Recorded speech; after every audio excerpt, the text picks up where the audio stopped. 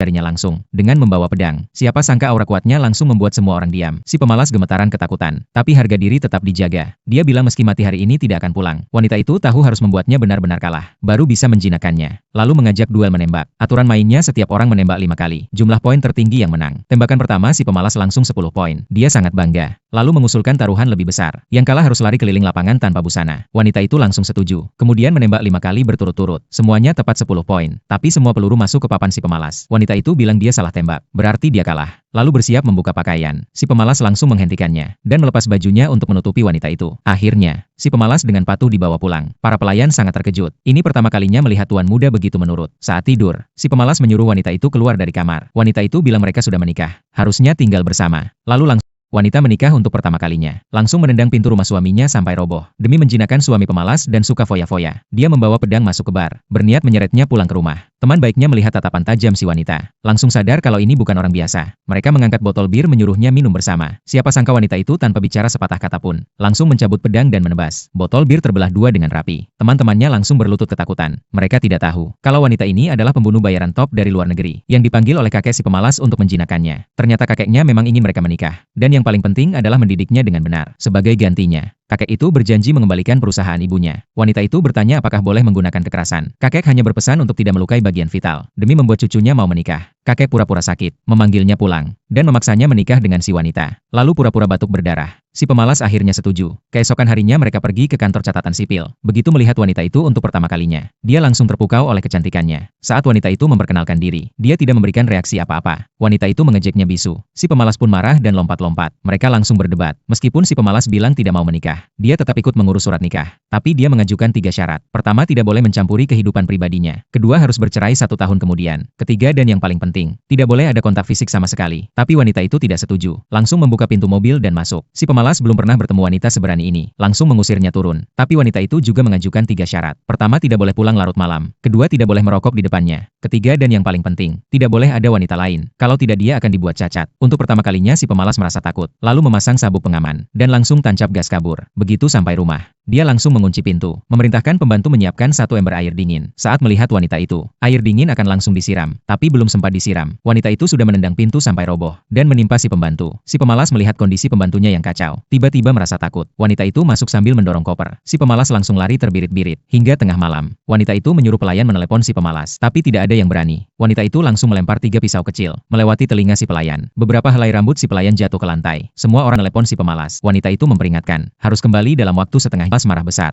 berteriak tidak akan pulang malam. Wanita itu memilih mencarinya langsung, dengan membawa pedang. Siapa sangka aura kuatnya langsung membuat semua orang ketakutan. Tapi harga diri tetap dijaga. Dia bilang meski mati hari ini tidak akan pulang. Wanita itu tahu harus membuatnya benar-benar kalah, baru bisa menjinakkannya. Lalu mengajak duel menembak. Aturan mainnya setiap orang menembak 5 kali. Jumlah poin tertinggi yang menang. Tembakan pertama si pemalas langsung 10 poin. Dia sangat bangga. Lalu mengusulkan taruhan lebih besar. Yang kalah harus lari keliling lapangan tanpa busana. Wanita itu langsung setuju. Kemudian menembak 5 kali berturut-turut. Semuanya tepat 10 poin. Tapi semua peluru masuk ke papan si pemalas. Wanita itu bilang dia salah tembak. Berarti dia kalah. Lalu bersiap membuka pakaian. Si pemalas langsung menghentikannya dan melepas bajunya untuk menutupi wanita itu. Akhirnya, si pemalas dengan patuh dibawa pulang. Para pelayan sangat terkejut. Ini pertama kalinya melihat tuan muda begitu menurut. Saat tidur, si pemalas menyuruh wanita itu keluar dari kamar. Wanita itu bilang mereka sudah menikah. Harusnya tinggal bersama. Lalu langsung